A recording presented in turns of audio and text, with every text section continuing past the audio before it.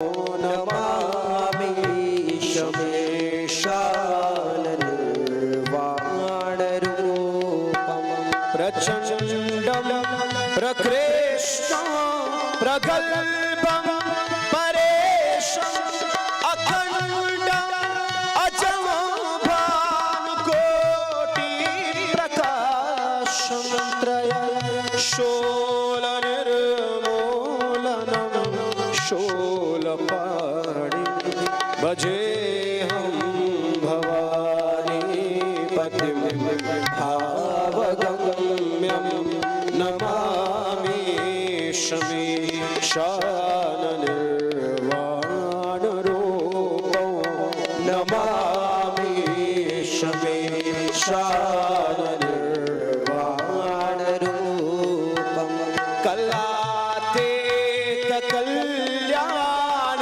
कल्पान्तकारी सदा सच्चिदानन्ददाता पुरारी चिदानन्द संदो मोहपहारी रसेद प्रभो मन्मथारी नमामि शमेशाननिर्वाणरूपं नमामि शमेशाननिर्वाणरूपं न यावत् उमानाथ पादारविन्दं भजन्ति हलोके परे वा नराणां न तावत् सुखं शान्ति सन्तापनाशं रसेद प्रभो सर्वभूताधिवासं नमामि शमेशाननिर्वाणरूपं नमामि शमेशाननिर्वाणरूपं न जानामि योगं जपं नैव पूजा न तो सदा सर्वदा शम्भुतोऽभ्यं न जानामि योगं जपं नैव पूजा न तो सदा सर्वदा शम्भुतोऽभ्यं जरा जन्म दुःखो गदातव्यमानं प्रभो पाहि आपन्नमामि शशम्भो नमामि शमेशाननिर्वाणरूपं नमामि शमेशाननिर्वाणरूपं रुद्राष्टकमिदं प्रोक्तं विप्रेण हरतोषये ये पठन्ति नरा भक्त्या तेषां Shambho प्रसीदति।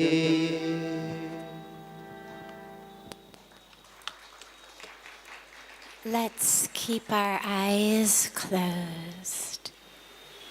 And Pujya Swamiji is going to lead us in the chanting of sacred Vedic mantras.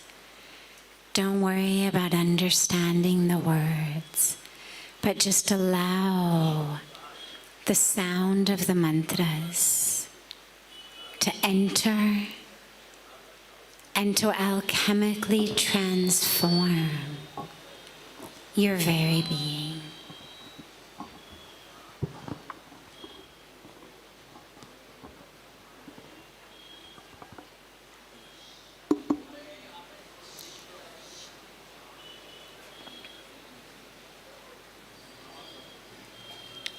सभी शांत हो जाएंगे।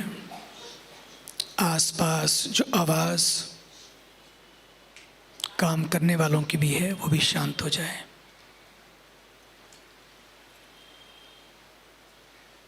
Please,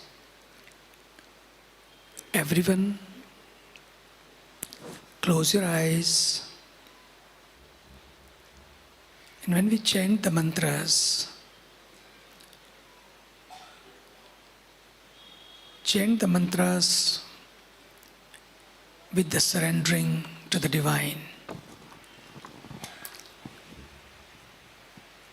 Through these mantras, the fully surrender must take place. Surrender and the faith are the keys.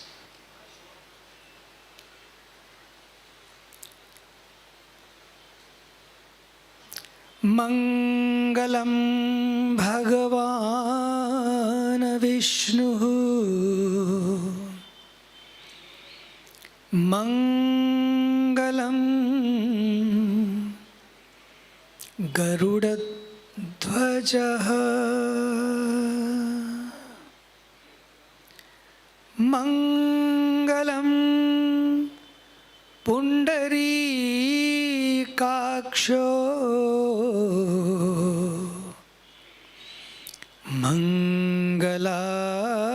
Mangalayatano Harihi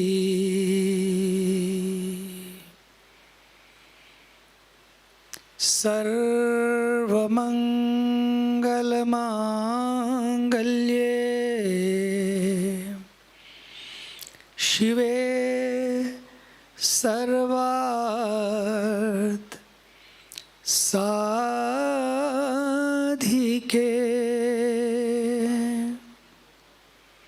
Sharanye Triambake Gauri Narayani Namostute Narayani Namostute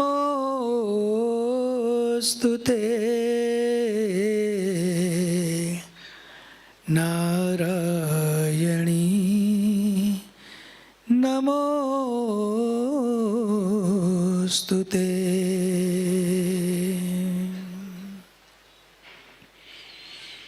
Brahma Muraris Tripurantakari Bhanu Shashibhu Misuto Buddhascha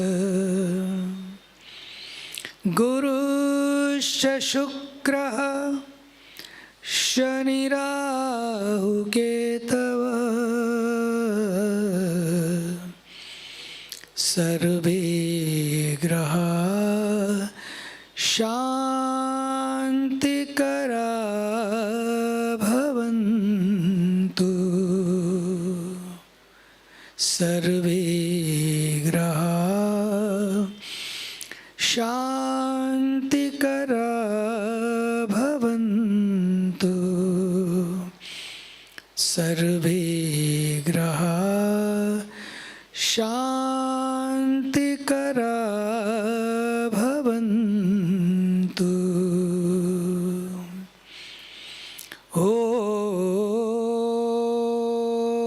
Om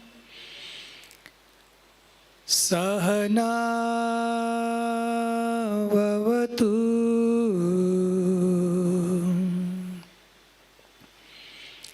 Sahanau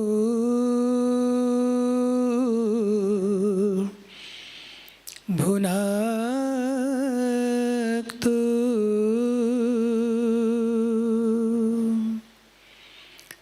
Sahaviryam Karavavahai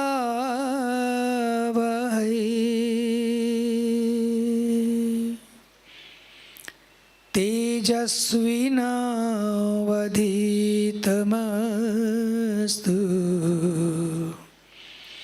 Ma Vidvishabhai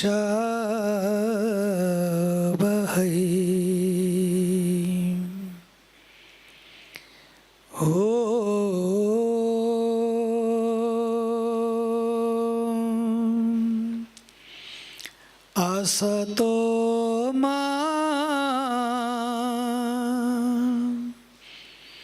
sadgamaya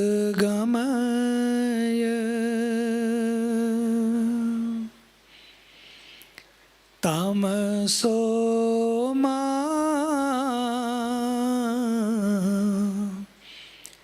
jyotirgamaya mrityorma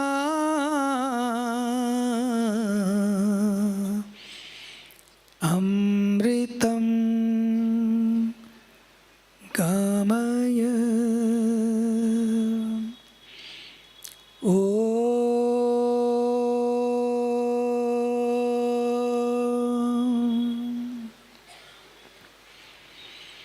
Shanti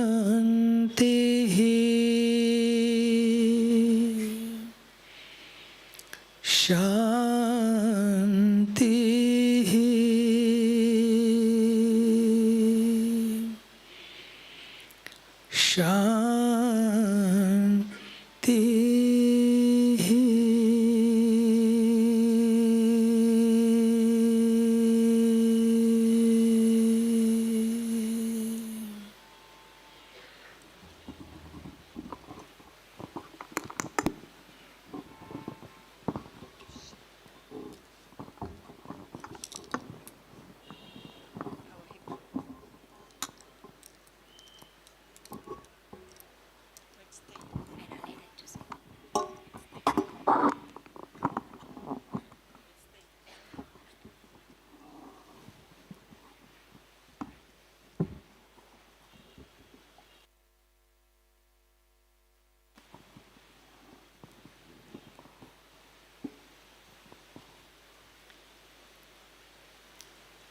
Keeping the eyes closed. Just allow yourself to sit for a moment in this sacred energy.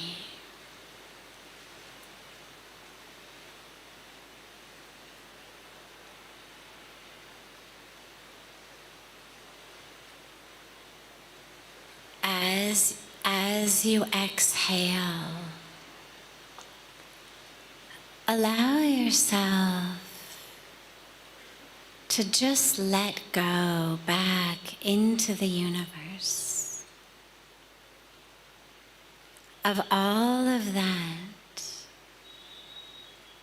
you're holding on to, that's keeping you stuck.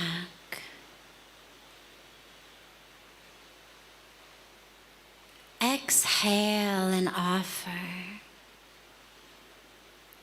into this sacred land,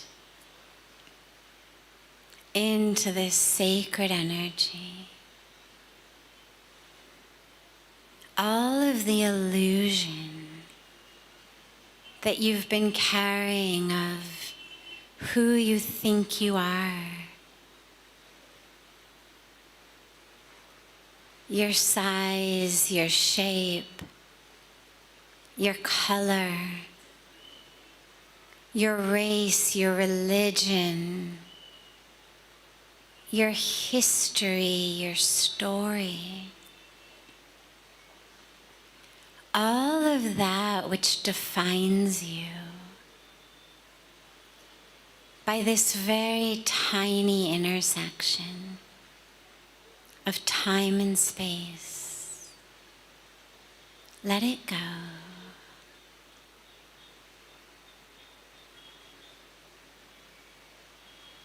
All of that which defines you in this box of your roles, your relationships, your responsibilities. Just exhale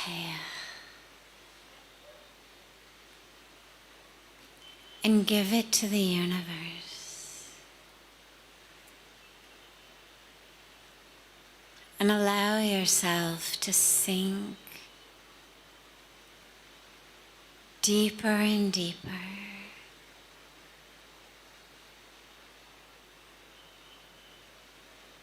into a borderless, boundaryless, infinite spaciousness within the self.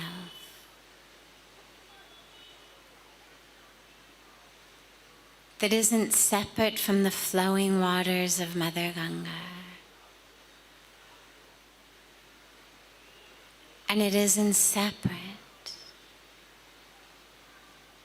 from the sacred energies in this holy land.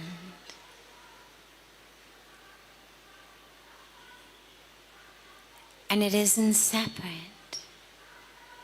from anyone or anything.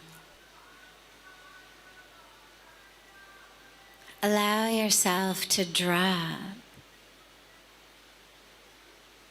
deeply into the self, into that experiential awareness.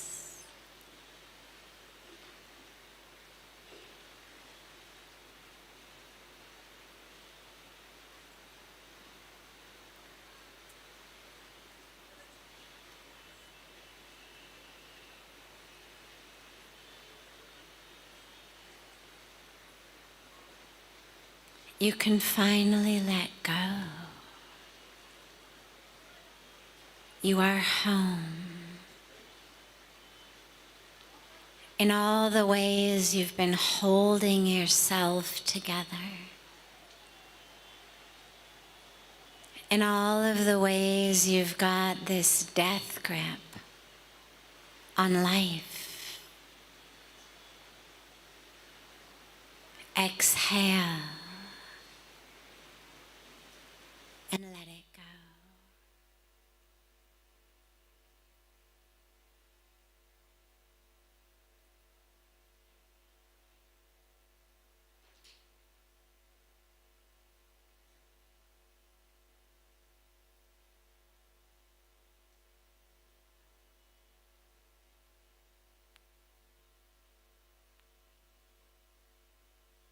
And as you inhale,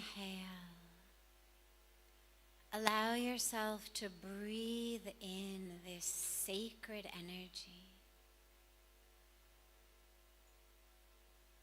You're breathing in the vibrational energy, the very same prana, the life force that has been breathed by the sages and the saints, the rishis, the yogis.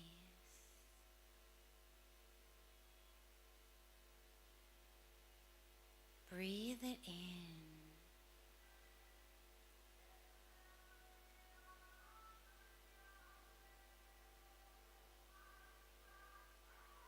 Just breathe it in and allow that sacred energy as it flows from across the tops of the Himalayas, over the waters of Mother Ganga, into you. Take it in and feel every cell of the being, the physical being, the energetic being, every level of your beingness. Allow that sacred prana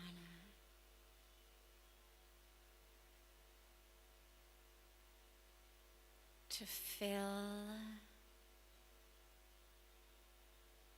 to awaken, to illumine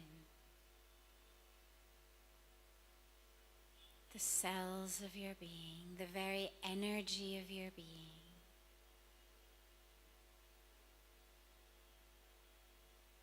Let it be transformed.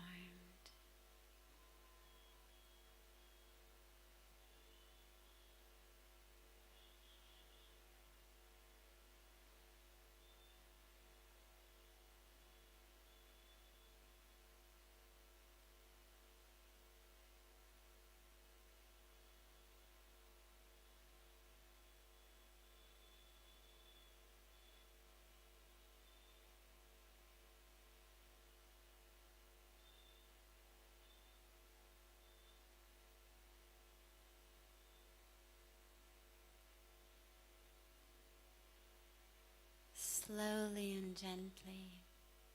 Bring the palms of your hands together in Namaste at chest level and just rub them gently against each other.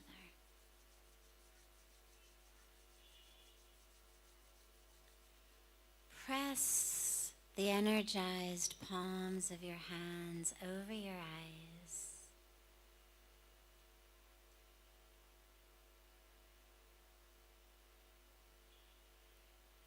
Slowly and gently lower the hands and open your eyes.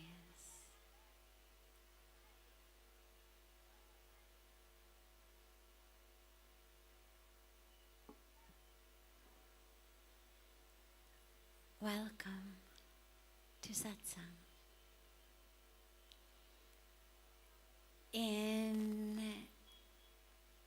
In Sanskrit, the word satsang literally means in the presence of, in the association of truth. But it's what I call the capital T truth. So for example, we have our lowercase t truth. We can say, today is March 9th. It's about 11:30 in the morning. We're here in Rishikesh. And that's true, it's not a lie. And pick up the phone. Call a friend in California, ask them what date and time it is. Totally different date, totally different time. Even at this very moment.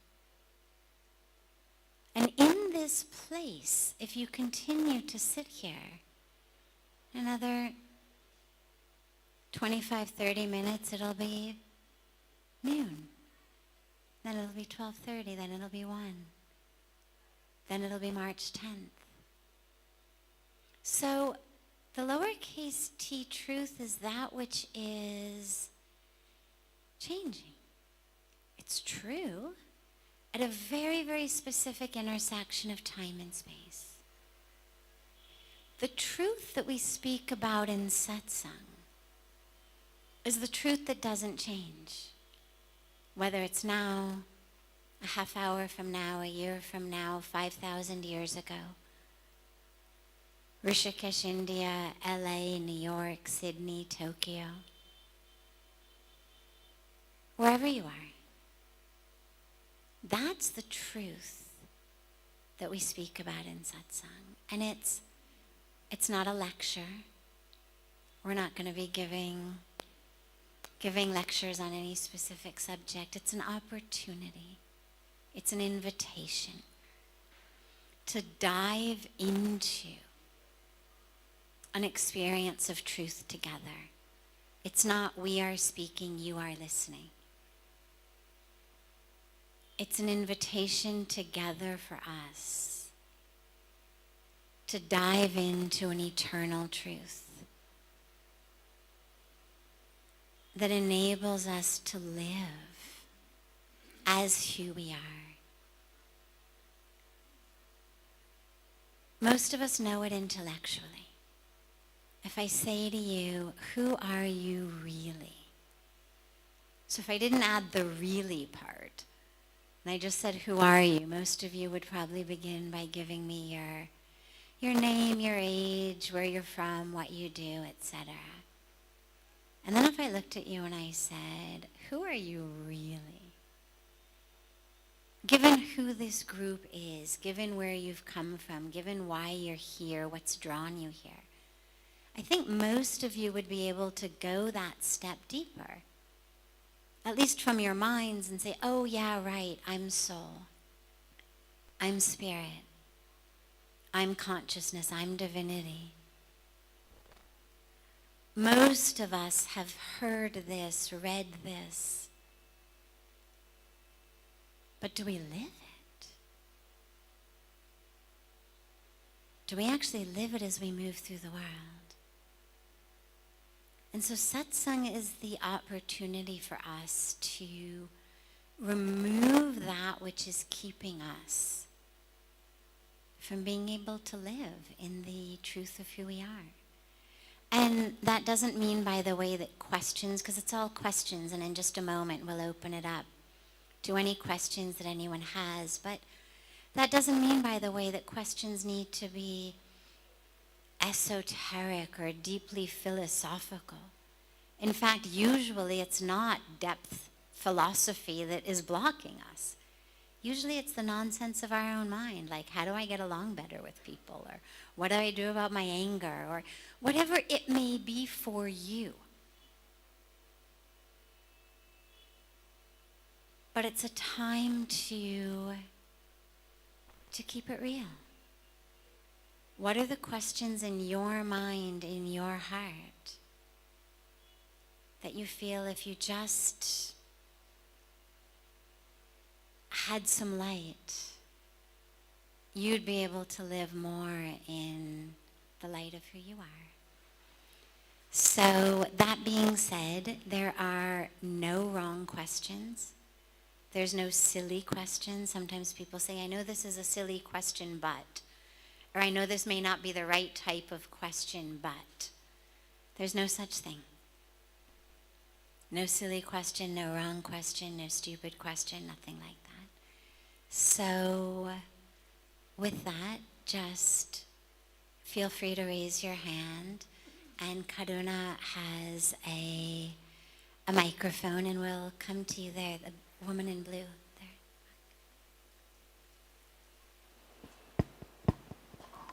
First, I want to say thank you. Thank you for having us here, really. I appreciate it so much.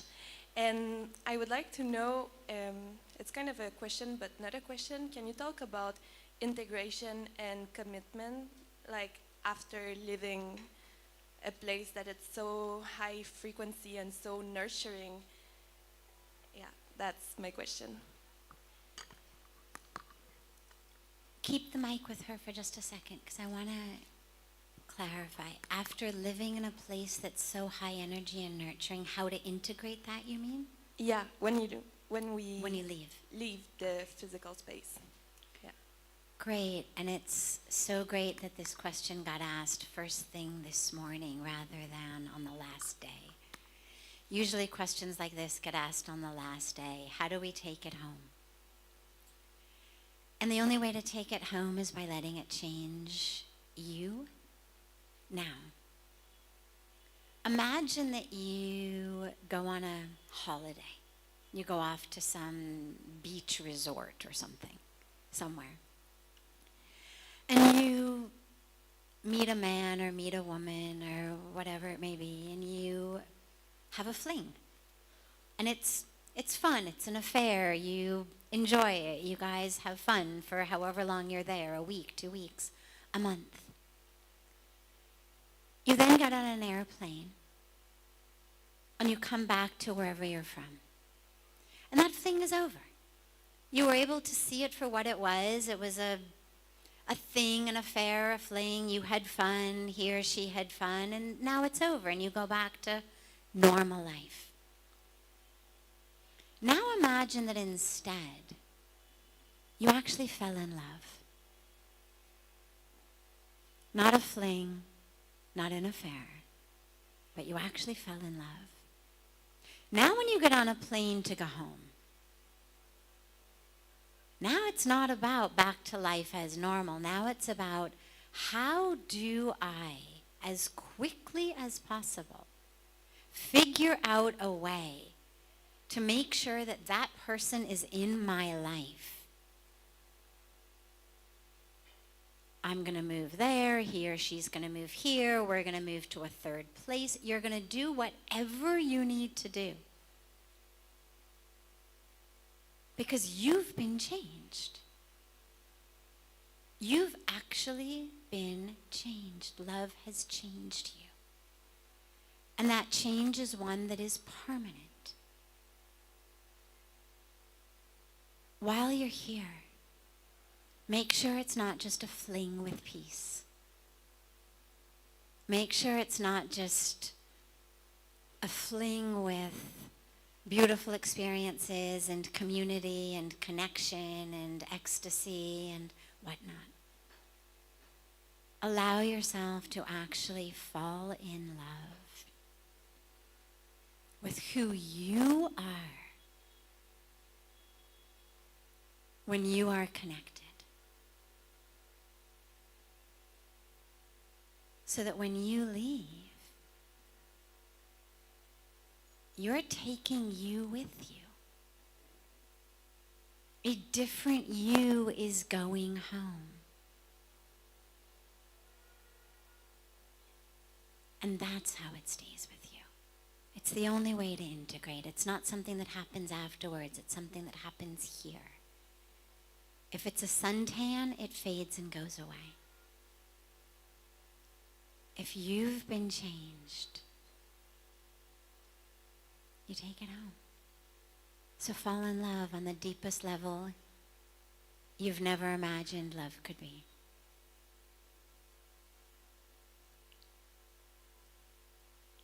Beautiful. Other questions? Yeah.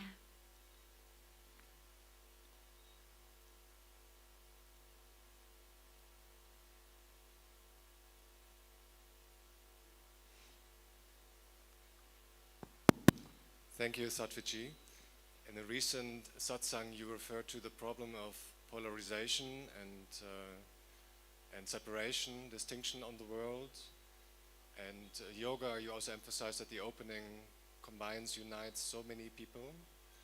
A question that I still have is, how can you overcome separation with people who are maybe not open to yoga or who are not open to spirituality, so maybe people with a very materialistic?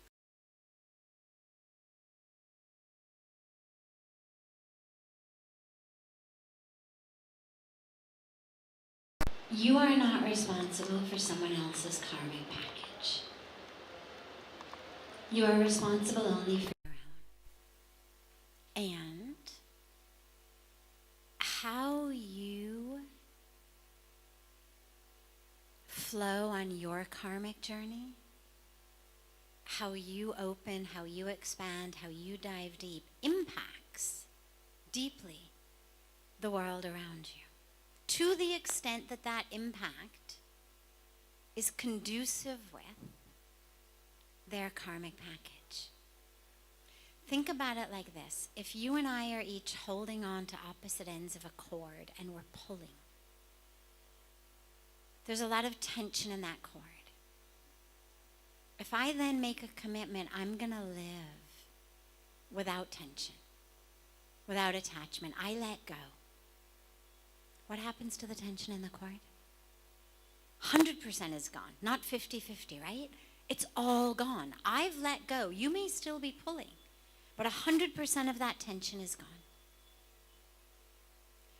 So separation exists because I agree on some level, consciously, unconsciously, to stay separate, to stay energetically distant. If I no longer agree to that, if I see you as self, that energy has dissolved a wall between us. Now, if that other person is in a different karmic experience, and for whatever reason they need to keep convincing themselves there is a wall, that's their journey. That's their journey. You can't knock down walls on both sides. We're not here to steamroll over somebody else's karmic experience, no matter how good for them we may think it would be. But as we live our truth and as we energetically change the world around us, walls dissolve. If you are able to see another as self, that creates a space for that person to be seen. Most of us see each other object to object. I see myself as this physical body, size, shape, color, race, religion, history, etc. Therefore, I see you as that. But if I change how I see myself, and I'm now moving through the world as soul, as spirit, as consciousness, as love, well, that's now how I'm going to see you. Which means simply seeing you in that way has created a spaciousness for you to drop into that. Should you be prepared to accept that invitation? We're going to have actually a beautiful plenary session within the next couple of days in which Reverend Michael's going to be giving a beautiful keynote on unity and coming together and breaking walls and boundaries and borders and how we can do that through yoga. So we'll be talking more about that during the week, but realize it begins with you, how you see yourself, lowercase s self and capital S self, and then you carry that into the world. Yes, other questions?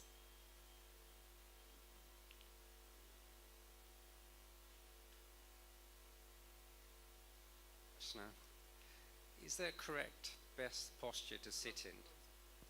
Close now. Oh. Is there correct best posture to sit in for meditation?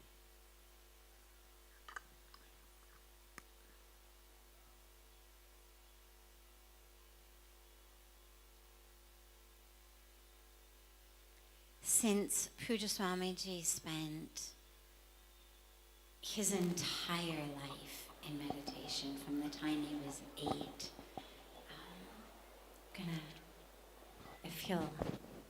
if he'll grace us with an answer to that, we'll get his beautiful vision on that.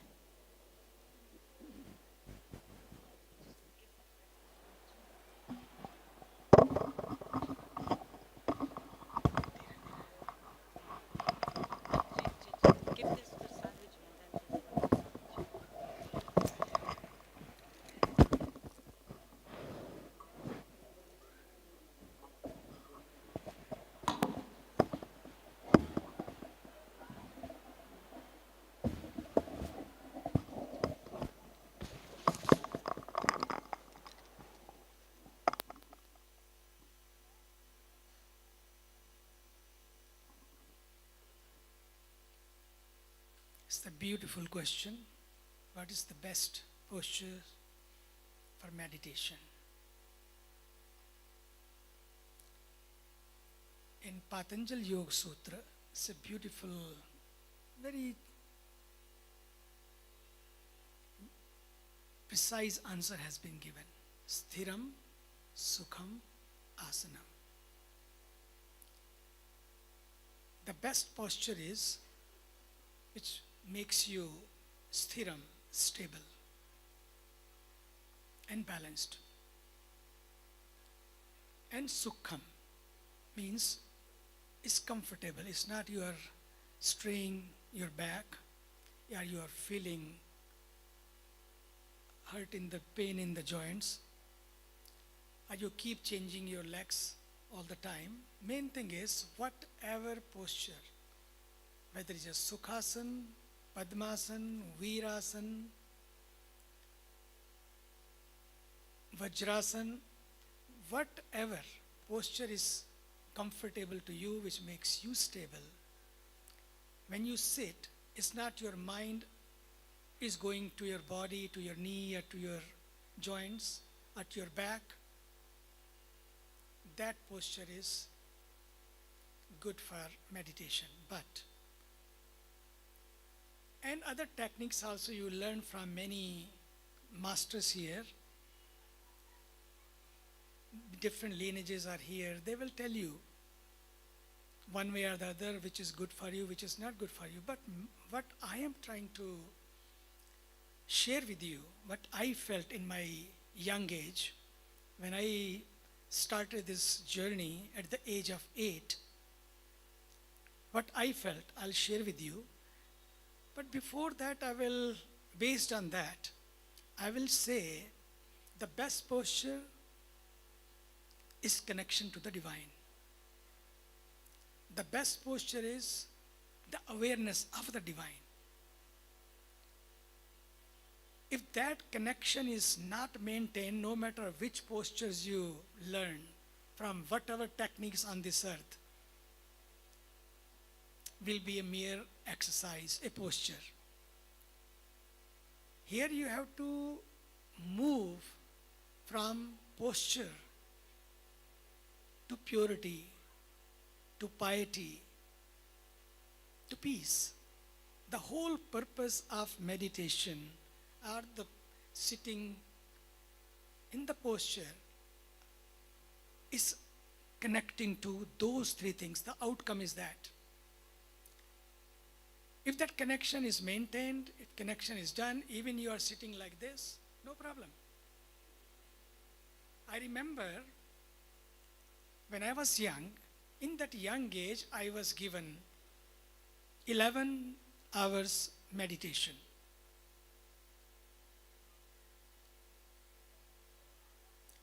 There is a beautiful story behind that. Because time is less, I will not go to that story. Why 11 hours and why this suddenly happened?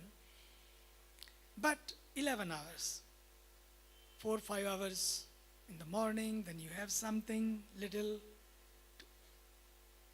for your tummy, just to stay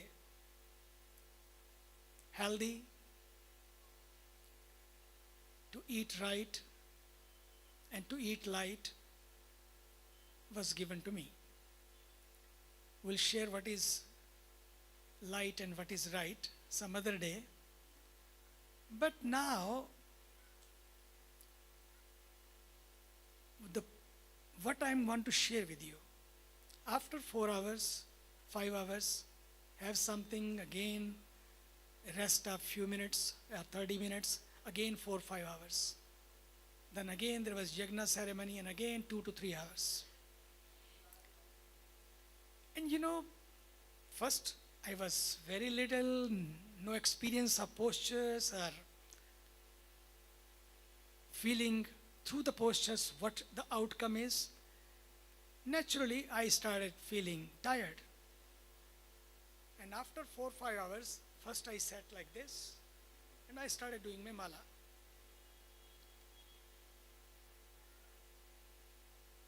And there was a person appointed to bring my simple food. The moment, it's okay. The moment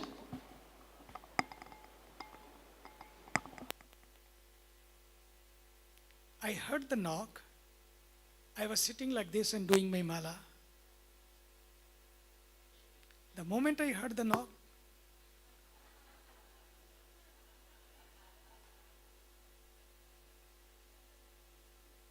person is gone. Again I became comfortable. Look at my comfort. Again I became comfortable. 5 hours again. Then yagna, then 2 hours again. He brings my milk, 1 glass of milk. And that time I was so tired, I just was leaning like this and doing my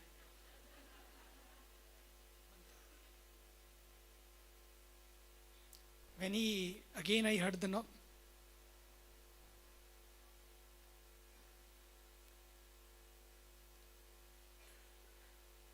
One day, 2 days, 3 days. The divine was also watching. Wow, what a great sadhana. One knock and you become, even it's not comfortably, but you become straight. Your spine is straight. You want to show everything is straight. And I'm knocking at your door, I'm just there.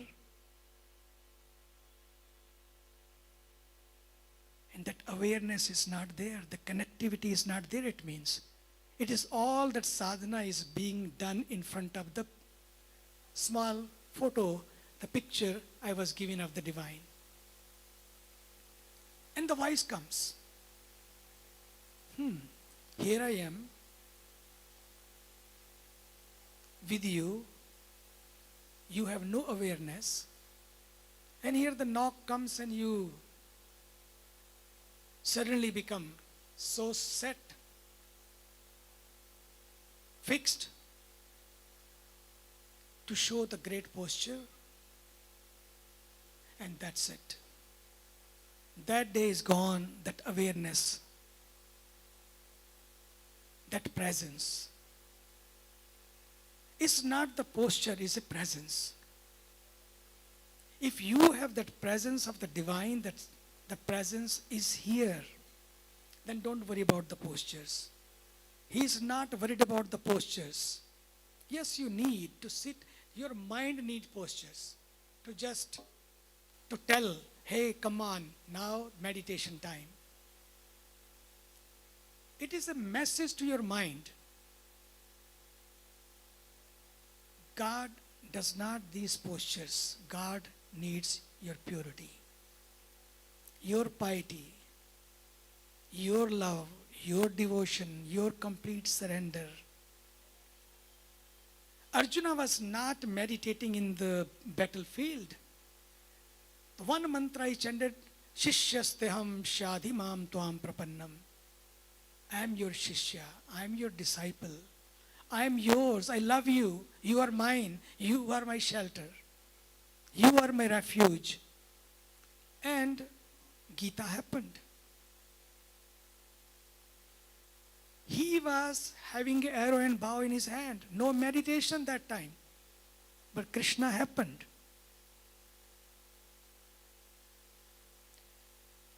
This awareness, that presence is very important. And this presence is the great present, great gift in the sadhana. If that presence is there, done, then you don't worry about the postures. It does not mean you should not perfect your postures. Posture makes a great difference. It really keeps you there. This is my sadhana time. And after that, the connection, the awareness, which is the presence, is more important. And when it's not the picture, is the Paramatma, is the Prabhu, is not Pratima, is that divine, is presence there, done. So to me, that is more important than the posture. Even I was also sitting in the posture. That time, that knock woke me up, I became straight. But now, after that voice, the divine voice, whether you sit like this or sit like this, no problem. God bless you.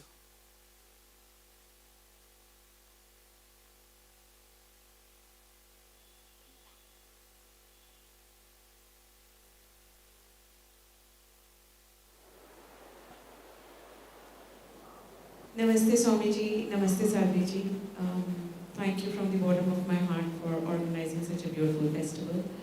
And just a small question, Swamiji, when you said when the divine presence is there, so how as a layman I would know that the divine presence is there? What are the signs, the signals? Sadhviji was just mentioning when you go on the holidays on the beach, and it happened that you feel connection with somebody, you get connected to someone, what happens then? Even you leave that place, that connection is there. Even you leave that holiday or beach or whatever, the connection is there because you love that person.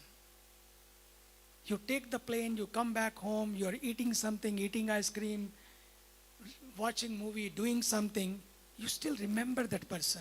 Oh, we were watching together, we were having ice cream together, we had a lot of fun. Why that? Fun is there in life. Still, the person is not there, but fun is there. Because you love that person. The moment you start loving the divine, then you come one step forward, he comes 60 steps forward to you. God is waiting for that love, the yearning. That devotion is there. You feel that connection. Whether you are here, whether you are in the jungle, wherever you are, you feel that presence. You feel the touch. Feel the transformation. So it's not that you have to carry your picture all the time. The picture is saving you. You have some name or mantra is saving. Because the connection that you feel. Is if you imagine that you are on a train. Could be a bus, could be a plane, but let's say a train for the sake of now. You're on a train and you've got somewhere to be. Say you get in a train from Rishikesh and you're headed to Delhi. You've got things to do, meetings to have, appointments to have, things to fulfill. Halfway along the way, the train gets stuck. Some problem in the track, some problem somewhere, something on the way, stuck. Cannot budge. And you're in the middle of nowhere, so it's not a matter of like, oh, I'll get out and get a taxi. You are stuck. You've got no food or water, because you thought, oh, it's just a short train ride, don't need it. You're going to miss all your appointments. We'll call it the days before mobile phones, so it's not a matter of simply, oh, I'll join on a video call or text them. Thoroughly inconvenienced, messed up, stuck, all of the things, thirsty, hungry, everything. Now imagine what your mood is like, okay? Now imagine the exact same situation. Everything is the same. But right next to you on the train is someone you're head over heels in love with. Now imagine how it feels to suddenly miraculously get an unknown number of extra hours with that person. No interference, nowhere to be, no one knocking on the door, nowhere else to go. Here are the two of you just able to melt and merge in love with each other. Train moves, it doesn't move, you ever get some food, you don't get some food. Doesn't matter. There's almost this gratitude to the universe of thank you so much for this awful inconvenience, because now I am freed from all the things I thought I had to do, all the things I thought were important, and I actually just get to melt and merge into love with this person. And for me, that's what the experience of being in God's presence is about. It's not that you don't ever get stuck. It's not that everything happens how it's supposed to. It's not that the ups and downs of life somehow stop. That every train you're on is on time and fast and smooth and there's always whatever you need. It's not that. But it's the difference between going through the ups and downs, the trials, the tribulations, the normal aspects of what we would call a normal life, samsara. But going through it with the beloved, rather than going through it alone. And that's the sense inside. So the way to know is, what is your internal experience? Is it an internal experience of, oh, this is awful, I'm stuck, I'm miserable? Or is it an experience of, oh wow, so this is totally different from what I thought it was going to be. But hey, it's all good because we're together.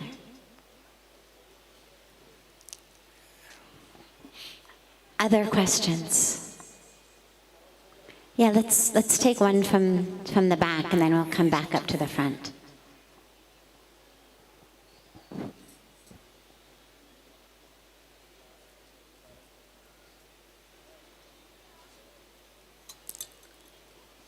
Thank you, Sadhviji.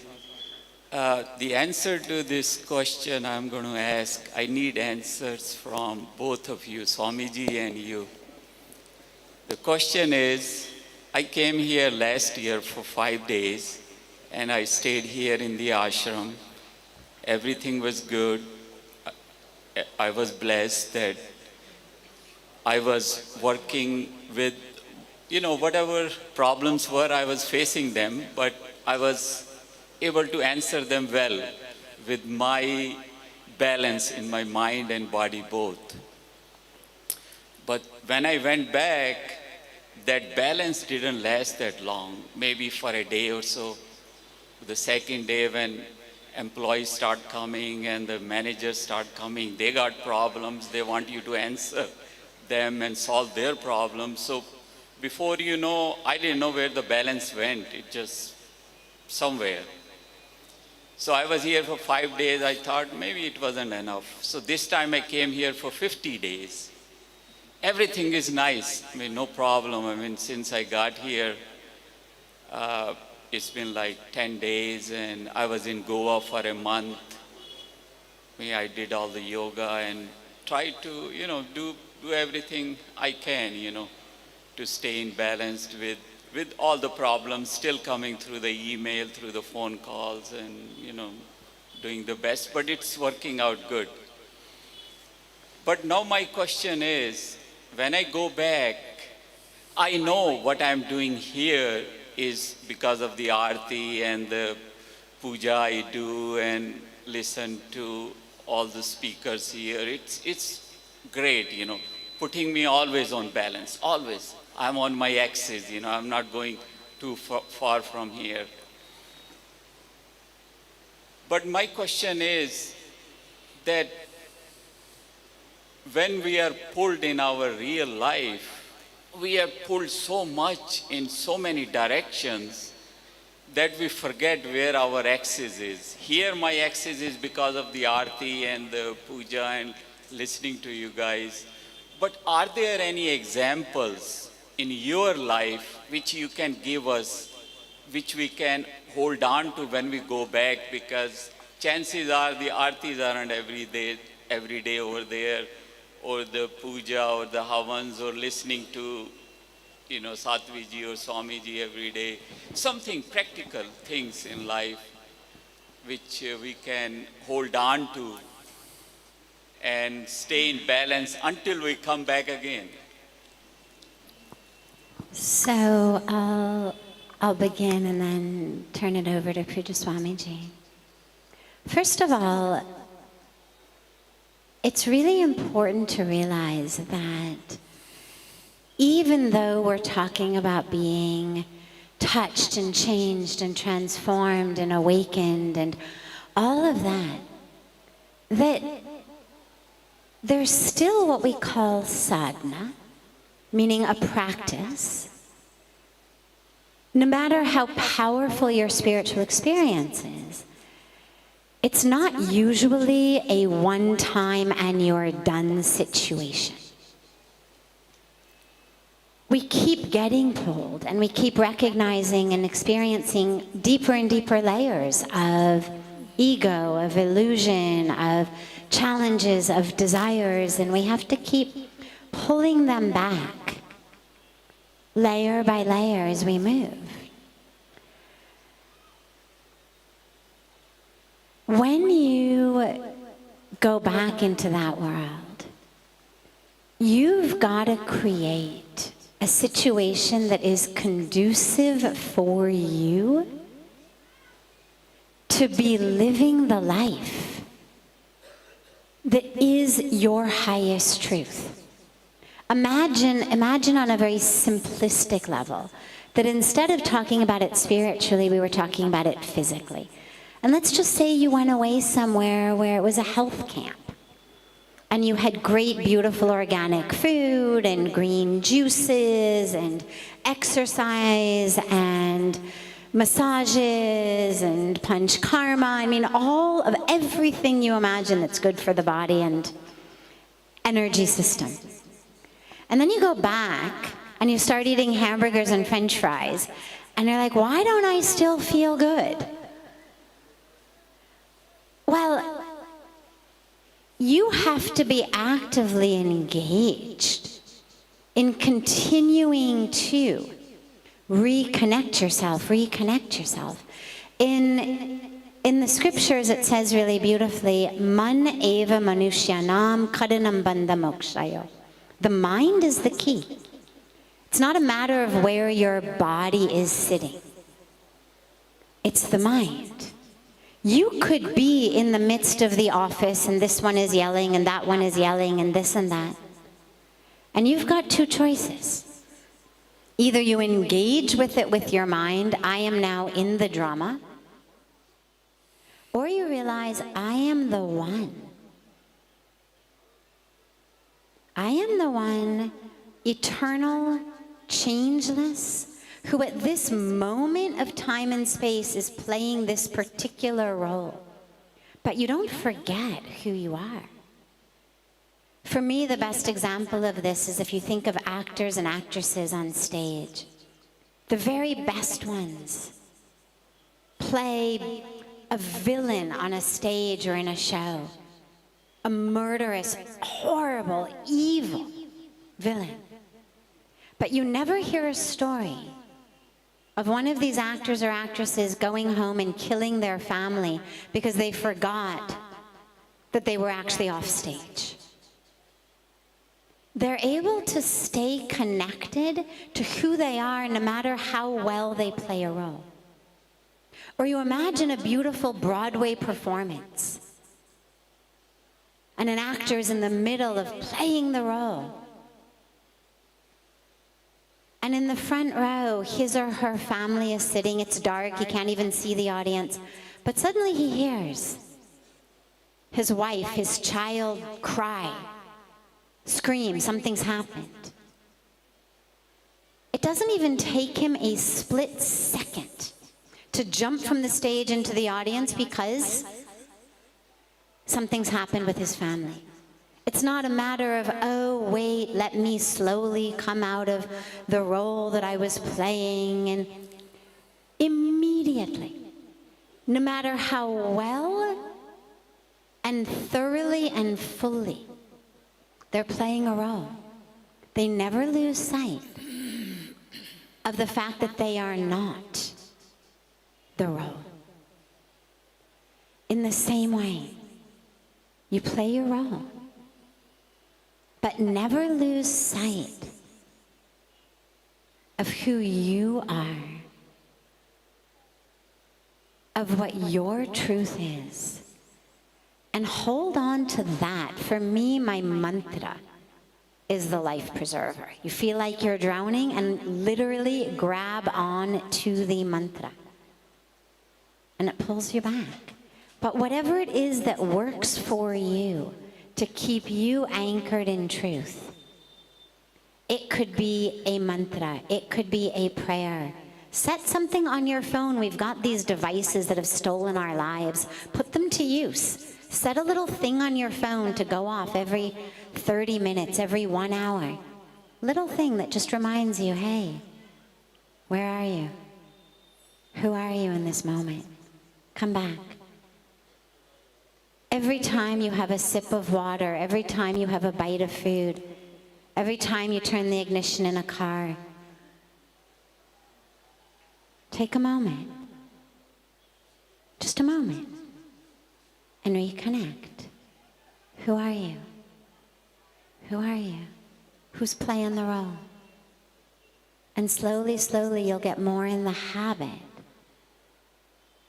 of staying anchored in who you are rather than in the role you're playing. Sadhviji has beautifully explained. Last, because time is now very near to close this session, but I will suggest to you, yesterday also, and Vanditaji also asked this question, same connected to both the questions, that for all of that, what I have seen, mind is amazing. Mind games are amazing. So subtle we sometimes don't even notice it. But it keeps you ups and down. You don't even remember you are taken over. For that, we need a practice every day. When Sadhviji said who you are, and second is whose you are. Who you are and whose you are. We have reminded by the scriptures, by the sages, by the saints, again and again, you are divine. You are not villain. You are divine. And for all of that, this practice is there, this mantra is there. Yesterday I mentioned mindfulness practice and heartfulness practice, meditation, introspection, reflection, all of that, it really helps you. Every day you start with meditation, and before you sleep, have introspection. Take care of your own balance sheet in the evening. Maybe some other session, what is that balance sheet, we'll talk next time. But right now, in 2-3 minutes we have left. But I will say that these things, these small baby steps help you to walk on the path of spirituality, to keep you anchored, to keep you grounded.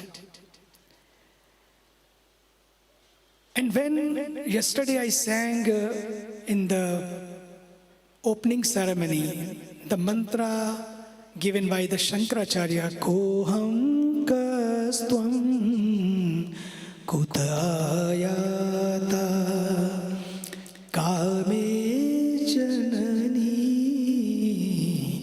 kome tata yah sansare khal dustare कृपया भारे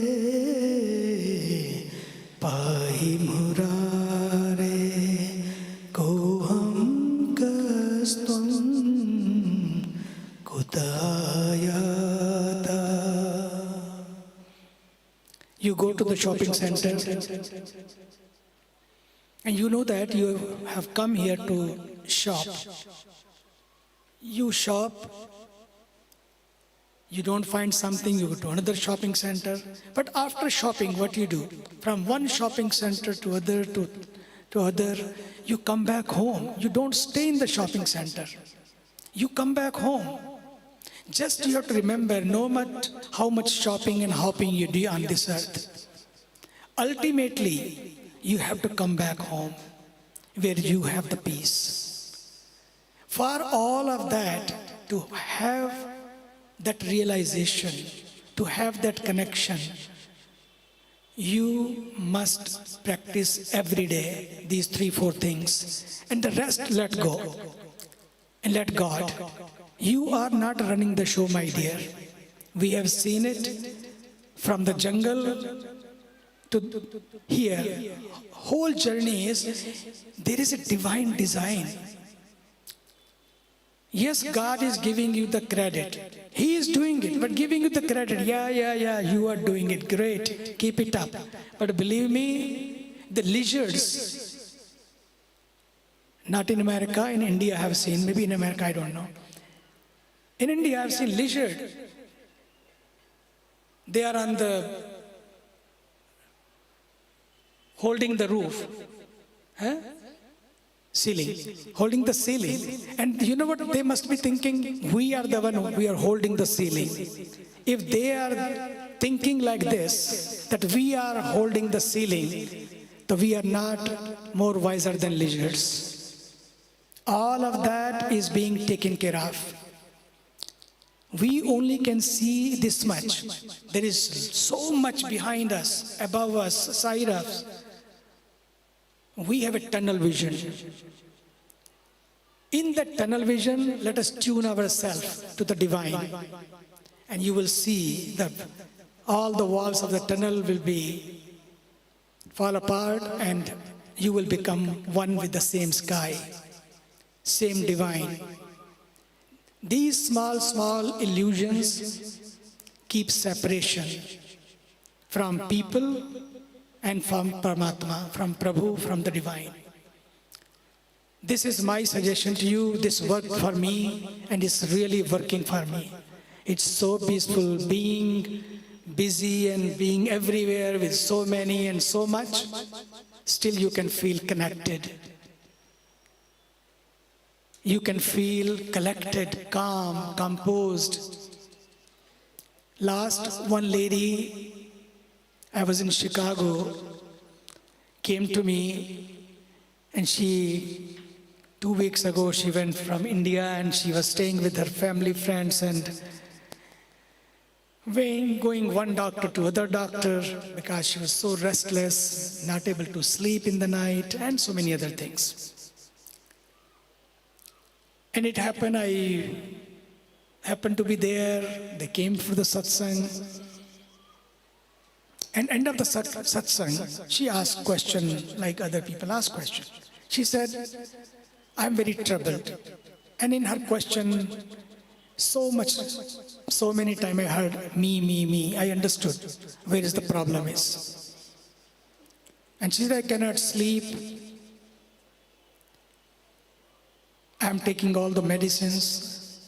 Very politely I said, what medicine you are taking?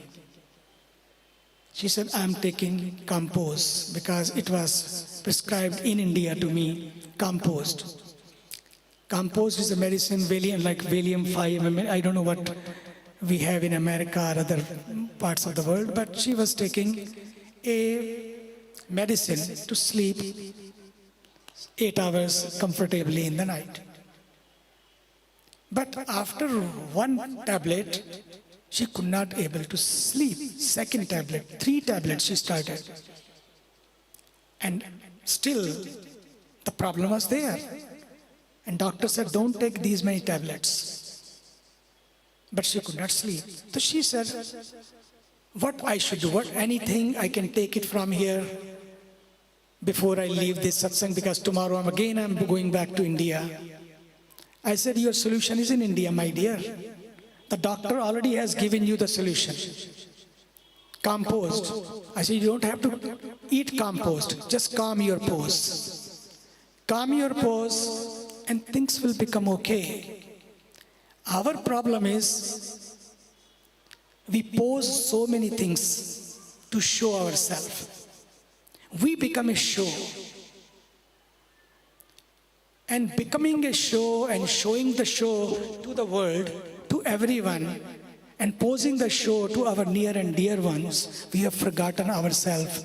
Koham kust. Koham. We have forgotten who I am and what is my role on this earth. What is my call? What is my purpose? And we started collecting the shells. And that's why, end of the day, when we leave this earth or we are living on this earth, we feel empty. We are missing that peace. The only thing is, my dear, calm your pose. Calm down, let go. There is someone to take care of this divine design. God bless you. And we love you to have you here. As Sadhviji was telling, that our Michael Beckwith is here. And we are listening that role of unity in our life, how we can be united, and how the whole world, the cosmos, is united and can be united. And our doctor, who's sitting here, to him also, it's today? Huh? Yes, today I think, 1:30 maybe sometime, yeah. 1:30. We must listen to him also. These people have solutions for your body and for your mind and for your soul.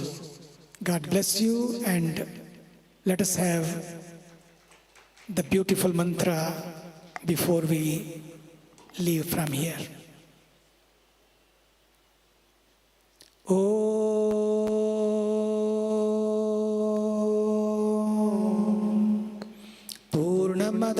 Purnamidam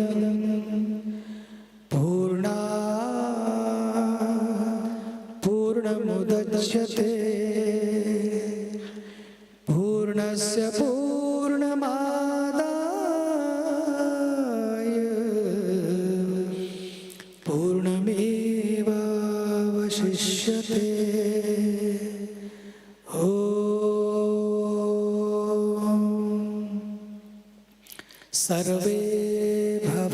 सुखिनः सर्वे सन्तु निरामयाः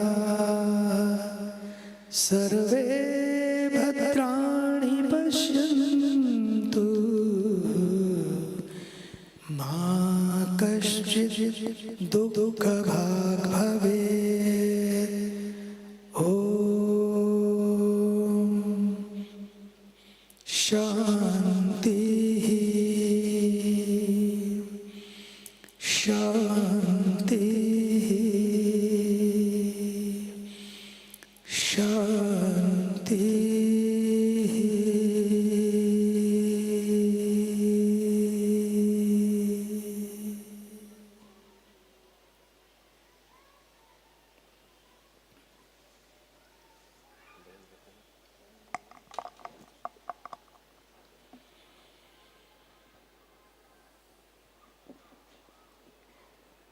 Have an extraordinarily beautiful, precious,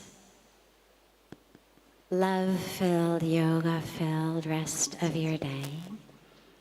As Pujya Swamiji was mentioning, we have so many beautiful, beautiful souls, and he was, in addition to speaking about Reverend Michael Beckwith, he was mentioning our very, very renowned and revered Dr. Raghavan from Kerala, but who practices and heals all over the world through the power of Ayurveda, and his guru is 130-something or 146. So there's a power in these sciences. And next to him is our very, very, very revered and beloved Abuelo Antonio, who is a revered, beloved, amazing embodiment of indigenous wisdom, of shamanism, and who's with us here, and we're so, so glad to have that powerful indigenous wisdom here. And of course our Swami Svatmananandji, who's sharing the great gifts, the timeless gifts of Vedantic wisdom here. And so many of you are presenters and offering such wonderful aspects of the infinite tapestry of yoga. So we're so glad you are here. They also, in the back, have copies of books about Pujya Swamiji's life and message and teachings about my life and journey here and what I've learned being here on the banks of Mother Ganga. And so I realize satsang sadly always has to come to an end while there's still a lot of questions, but feel free to pick up a book, and at some point during the week we'd be happy to sign them for you as well. And we'll see you throughout the day, and so much love to all of you.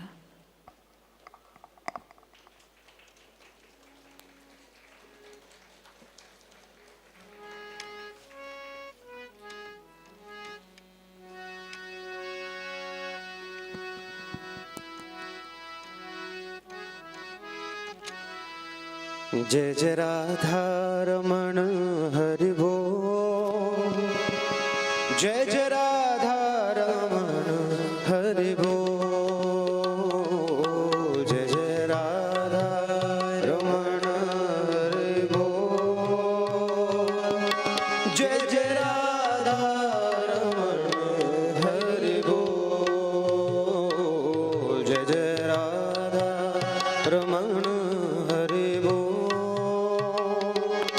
जय जय राधा रमण हरि बोल।